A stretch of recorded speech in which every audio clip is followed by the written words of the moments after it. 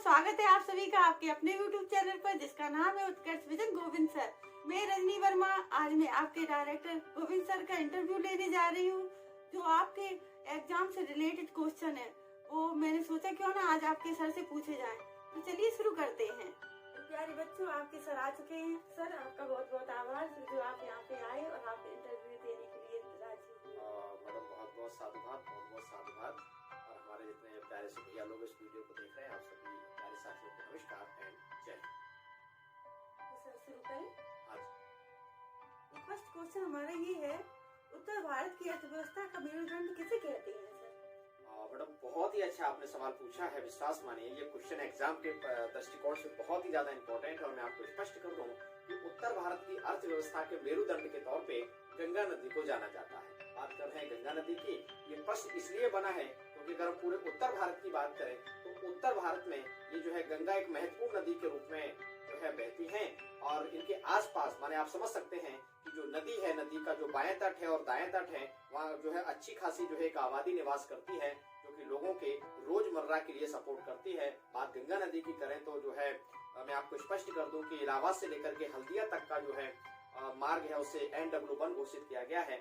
राष्ट्रीय जलमार्ग संख्या 1 घोषित की गई है, इसलिए हम इसको उत्तर भारत की अर्थव्यवस्था का मेरुदंड कहते हैं। और मैं आपको स्पष्ट कर दूं, आपके एग्जाम में माने ढेर सारे बच्चे जब एग्जाम की तैयारी करते हैं ये सवाल पूछा जाता है कि भारत में ये पूछा जाता है कि गंगा की लंबाई कितनी है, तो 25-25 किलोमीटर है। और उत्तर भारत की अर्थव्यवस्था का मेरुदंड, ये तो जितने भी साथी हमारे दर्शक इस इंटरव्यू को देख रहे हैं, विश्वास मानिए बहुत इंपॉर्टेंट है बच्चों। आपको ये क्वेश्चन जरूर तैयार करना चाहिए। और आपको पता है कि उत्तराखंड के उत्तरकाशी जिले से जो है ये गंगोत्री ग्लेशियर से ये नदी जो है जानवी के नाम से निकलती है और 5 राज्यों में बहती हुई, प्यारे से दोस्तों 5 राज्यों में बहती हुई जो है ये नदी जो है बहती है, जिसमें खास तौर से आपका जो है क्या है, आपका उत्तराखंड है और यूपी है, बिहार है, इसके बाद झारखंड है और पश्चिम बंगाल। प्रायद्वीप किसे कहते हैं सर?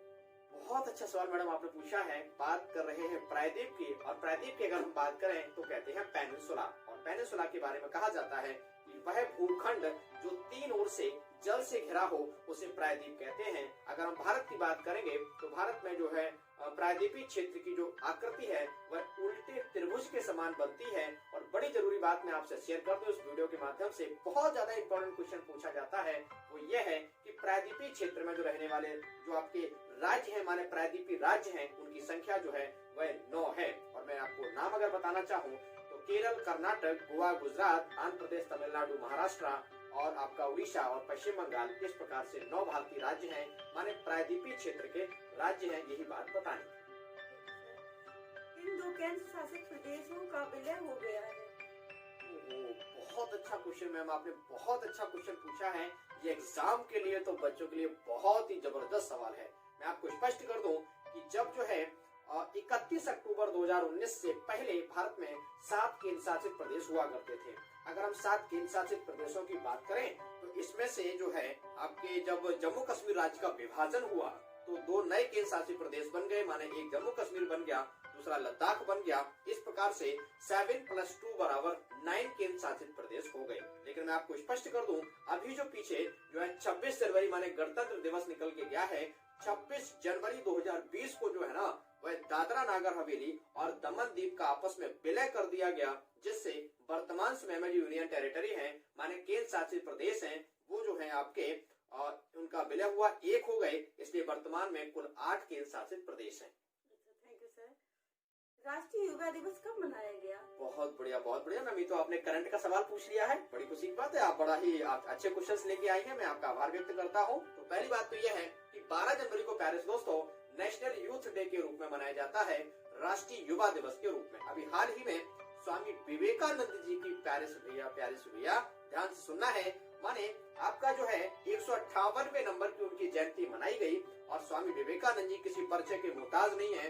उन्होंने युवाओं के एक एंकर के रूप में काम किया, युवाओं को नेतृत्व देने के लिए उन्होंने काम किया। मैं स्वामी विवेकानंद जी को सत नमन करता हूँ। और बात विवेकानंद जी की आ गई है तो 1893 के शिकागो विश्व धर्म सम्मेलन में उन्होंने सनातन धर्म अर्थात हिंदू धर्म अर्थात भारत का नेतृत्व किया और पूरे विश्व स्तर पे सनातन धर्म का परचम लहराया। ये सबसे बड़ी बात है। जब बात विवेकानंद जी की आ गई हो तो उनकी जो है उनकी एक शिष्या थी जिनका नाम है सिस्टर निवेदिता। ये बड़ी ही जरूरी बात है। और मैं आपको स्पष्ट कर दूं कि ज्ञान योग, कर्म योग और राजयोग बड़ी ही महत्वपूर्ण किताबें हैं जो सीधे तौर पे स्वामी विवेकानंद जी की हैं।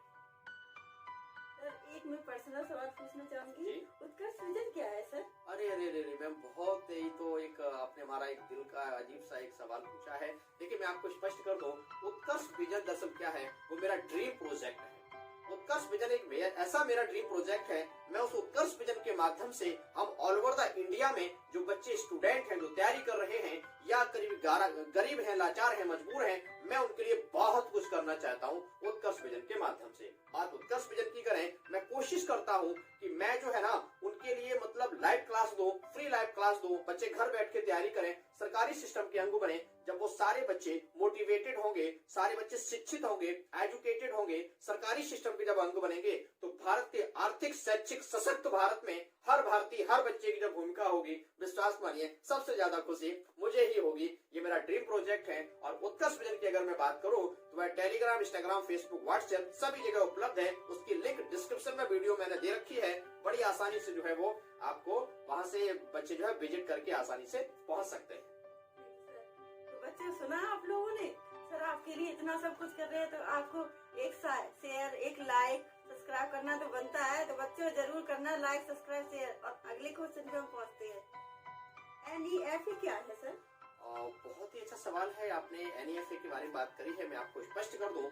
NEFA का मतलब है नॉर्थ ईस्ट फ्रंटियर एजेंसी, माने उत्तर पूर्वी सीमांत क्षेत्र की बात कर रहे हैं। नेफा की बात करें, नेफा जो है ना वह अरुणाचल प्रदेश एक हमारा भारतीय राज्य है, उसकी पुराना नाम नेफा है। और मैं आपको स्पष्ट कर दूं, अरुणाचल प्रदेश की जो राजधानी है वह जो है आपका ईटानगर है। और अरुणाचल प्रदेश की बात करें, माने नेफा की बात करें तो नेफा का ठीक उल्टा जो है वह भारत का पश्चिमी क्षेत्र है, जिसे NWFA बोलते हैं, माने नॉर्थ वेस्ट फ्रंटियर एजेंसी के रूप में उसे कहते हैं, माने उत्तर पश्चिमी सीमांत क्षेत्र के रूप में। बहुत अच्छा आपने सवाल पूछा है। मैं आपको स्पष्ट कर दूं कि अरुणाचल प्रदेश और जो आपका चाइना है उसके बीच की जो बाउंड्री है उसे मैकमोहन रेखा कहते हैं, जो 1914 में बनी थी। संविधान की समीक्षा करने का अधिकार किसे है? अच्छा सवाल है मैम, रियली आप बहुत अच्छे क्वेश्चंस आप लेके आई हैं, मैं आपका आभार व्यक्त करता हूँ। बात कर रहे हैं कि समीक्षा करने का अधिकार सर्वोच्च न्यायालय को प्राप्त है। बात कर रहे हैं सुप्रीम कोर्ट ऑफ इंडिया की, तो सर्वोच्च न्यायालय जो है वो नई दिल्ली में स्थित है। यहाँ एक जरूरी बात मैं शेयर कर दूं, 1773 के रेगुलेटिंग एक्ट के द्वारा 1774 में कलकत्ता में सबसे पहले सर्वोच्च न्यायालय की स्थापना हुई थी। और वहां पर सर एलाइजा इम्पे और लेमिस्टर हाइड व चेम्बर जो है न्यायाधीश थे, जिसमें सर एलाइजा इम्पे जो थे वह मुख्य न्यायाधीश थे। और मैं आपको स्पष्ट कर दूं कि जब बात आती है सर्वोच्च न्यायालय की, तो सर्वोच्च न्यायालय जो मैं प्रारंभ में 7+1 बराबर 8 अर्थात टोटल 8 न्यायाधीश हुआ करते थे। और इस समय जो कुल संख्या है वह 33+1 बराबर 34 न्यायाधीश है, माने एक मुख्य न्यायाधीश को छोड़ करके। हेमेटोलॉजी क्या है? बहुत अच्छा सवाल है मैम। बात हेमेटोलॉजी की आ गई है, तो हेमेटोलॉजी की अगर हम बात करें तो हेमेटोलॉजी जो है वो दरअसल आपका रक्त का अध्ययन करते हैं, ब्लड का अध्ययन करते हैं। बात ब्लड की आ गई है, तो ब्लड जो है ना वह तरल संयोजी ऊतक है और वह शरीर के विभिन्न अंगों को आपस में जोड़े रखने का काम करता है। उसका महत्वपूर्ण काम यह है शरीर के विभिन्न अंगों तक ऑक्सीजन पहुंचाना होता है। और टेम्परेचर रेगुलेटर माने तापमान नियंत्रक के रूप में रक्त काम करता है। ये बात हो गई ब्लड की। अगला क्वेश्चन है, कर्क रेखा किसे कहते हैं? काफी अच्छा सवाल है मैम, काफी अच्छा सवाल है। बात आ गई है कर्क रेखा की। मैं आपको स्पष्ट कर दूं, इसे ट्रॉपिक ऑफ कैंसर के रूप में कहा जाता है। मैं आपको बता दूं 23 डिग्री अर्थात 23.5 डिग्री उत्तरी अक्षांश रेखा को कर्क रेखा कहा जाता है। बात भारत की करें तो लगभग मध्य से होकर के कर्क रेखा गुजरती है। और इसमें जो है कुल 8 राज्य स्थित है, माने 8 राज्यों से होकर के कर्क रेखा गुजरती है। सबसे ज्यादा जो है मध्य प्रदेश से होकर के गुजरती है। अच्छा, थैंक यू सर। आगे क्वेश्चन है, ऑर्निथोलॉजी किसे कहते हैं? बहुत अच्छा सवाल है, बहुत अच्छा सवाल है। मैं आपको स्पष्ट कर दूं कि अगर हम ऑर्निथोलॉजी की बात करें तो ऑर्निथोलॉजी में पक्षियों का अध्ययन किया जाता है, माने स्टडी ऑफ वर्ड के तौर पे कहा जाता है। बात आ गई है ऑर्निथोलॉजी की, तो मैं आपको मैम स्पष्ट कर दूं कि भारत के पहले पक्षी विज्ञानी जो थे वह डॉक्टर सलीम अली थे। कौन थे? डॉक्टर सलीम अली थे। और बात आ गई है भारतीय राष्ट्रीय कांग्रेस के संस्थापक एलन ऑक्टेवियन जो ह्यूम थे वो भी भारतीय राष्ट्रीय जो आपके पक्षी विज्ञान के अच्छे जानकार थे। और ये बहुत इंपॉर्टेंट बात आपने पूछी। अच्छा, थैंक यू सर। अगला क्वेश्चन है और वो लास्ट क्वेश्चन भी है हमारा। ओके। हरित क्रांति के जनक कौन है? हाँ, काफी अच्छा सवाल है। एक ऐसा प्रश्न है जो कि विभिन्न प्रकार के कंपटीशन से जो है बार बार जुड़ता है। मैं आपको स्पष्ट कर दूं कि जो है हरित क्रांति के जनक के रूप में अर्थात ग्रीन रिवॉल्यूशन की बात कर रहे हैं तो भारत में हरित क्रांति को बढ़ावा देने के लिए हरित क्रांति को प्रारंभ किया गया था MS स्वामीनाथन जी के द्वारा। MS स्वामीनाथन जी के द्वारा मनकांबो संबा सेवन स्वामीनाथन जी के द्वारा। मैं आपको स्पष्ट कर दूं, विश्व में हरित क्रांति के जनक जो है वह नॉर्मन ई बोरलॉग को कहा जाता है, अर्थात नॉर्मन अर्नेस्ट बोरलॉग को कहा जाता है। और भारत में हरित क्रांति के जनक के रूप में कहा जाता है आपके MS स्वामीनाथन जी को। और उनके प्रयासों से ही भारत में खाद्यान्न उत्पादन तेजी से संभव हो सका। और भारत में हरित क्रांति की अगर हम बात करें तो सबसे ज्यादा गेहूं के क्षेत्र में और उसके बाद चावल के क्षेत्र में सफल रही। बात ग्रीन रिवॉल्यूशन की कर रहे हैं, उसका नकारात्मक प्रभाव जो देखने को मिला था वो था आपका मोटे अनाज और दलहन उत्पादन पे, माने ज्यादा बेनिफिट वहां पर नहीं हुआ था। बात हरित क्रांति की कर रहे हैं तो हरित क्रांति का जो सबसे ज्यादा जो उसका सफल प्रयोग जो हो सका था वो आपका पश्चिमी उत्तर प्रदेश, हरियाणा और पंजाब में हुआ था। Thank you sir. आज के इंटरव्यू के लिए आपने सारे सवालों का जवाब दिया, बहुत बहुत धन्यवाद सर। मैम बहुत बहुत आपका आभार। और आपने इंटरव्यू मुझे बुलाया और मैंने प्रयास किया कि कुछ क्वेश्चन जो आपने पूछे वो सीधे तौर पे बच्चों के एग्जाम के लिए बड़े इंपॉर्टेंट होते हैं। तो बहुत बहुत आभार, बहुत बहुत आभार। Thank you. जय हिंद। हैप्पी मकर संक्रांति बच्चों। खूब खाएं, खूब एंजॉय करें और पढ़ाई पे खूब ध्यान दें। और इसके साथ साथ लाइक, सब्सक्राइब, शेयर करना ना भूलें। और अगला वीडियो अगर आप चाहते हैं कि मैं फिर इंटरव्यू लेने आऊं तो आप जरूर कमेंट करके बताएं। Thank you.